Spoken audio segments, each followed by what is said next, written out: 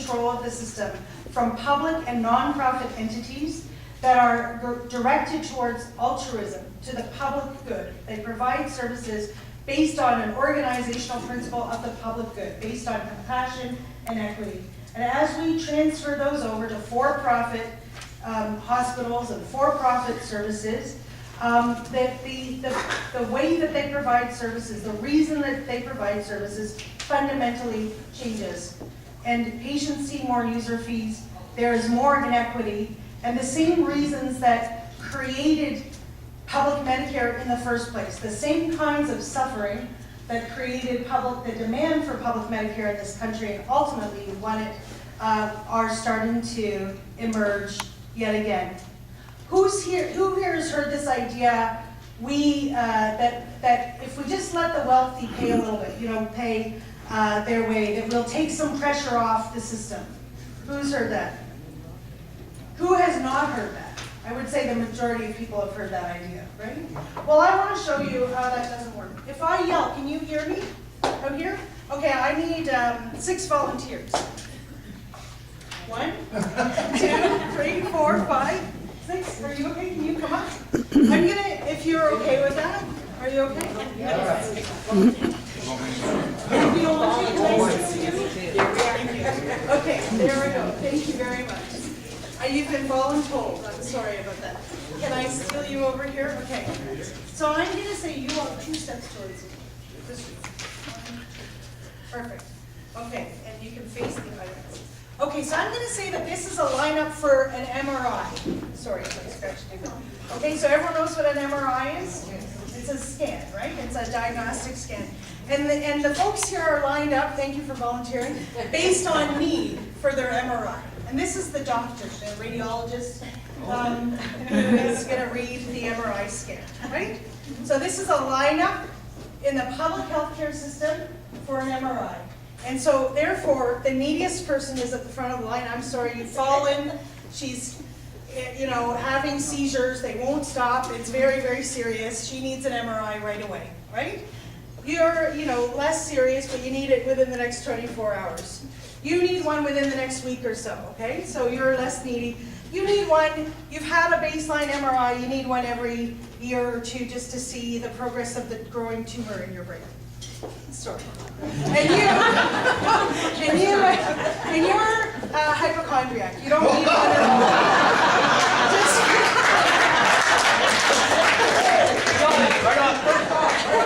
You've just been bugging your doctor nonstop, and your doctor's like, get off my back, I'll put you on the wait list already, okay? So, but you don't really need one now, okay? So this is a regular lineup for an MRI. From the neediest patient who comes into the emergent ambulance, right through to someone who doesn't need it at all, but is on the wait list just because, right? And yes, okay, there may be some hockey players or what have you that jump the queue, but in general, this is how it works, right? So there's a little bit, but in general, you get in based on what your medical need is, because we have public health care in Canada, right?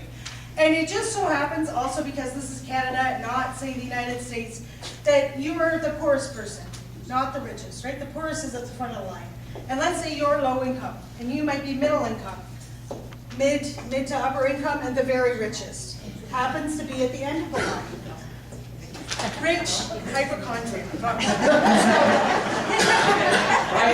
Here I come. And so the rich people at the back of the line are pissed off. They're mad. They want to be able to buy healthcare like they can buy a hamburger, like anything else. They want it to be a commodity. And they're saying, I got the money, what's the problem? I want to jump the queue, right? So you've got an extra, let's say we're going to use a real world price, $1,000. You got an extra $1,000 to buy an MRI? You do. Mine's gate. Okay, come with me. So you're going to come with me, and you're going to start a new lineup, right? This is 2-tier healthcare. So there's not one lineup anymore. There's a new lineup for people who pay for their MRIs out of pocket, right?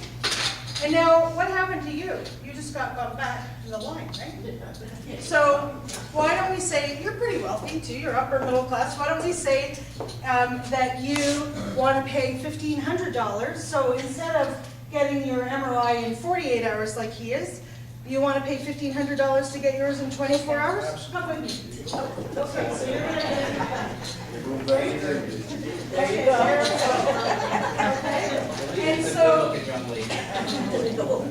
so our physician, our specialist here is now sharing her time between the two lineups. This is two-tiered healthcare. So let me ask you, has the lineup shrunk? There's no fewer people waiting in line, right? In fact, what you might have is what they call the worried wealthy, buying their way into this queue even though they have no medical need whatsoever, in order to try and buy scans just because they want to see what's inside them, right? Have we added any more of these radiologists into the system? No. Have we added more operating rooms into the system or anything else that we couldn't provide very easily otherwise? No, not really, right?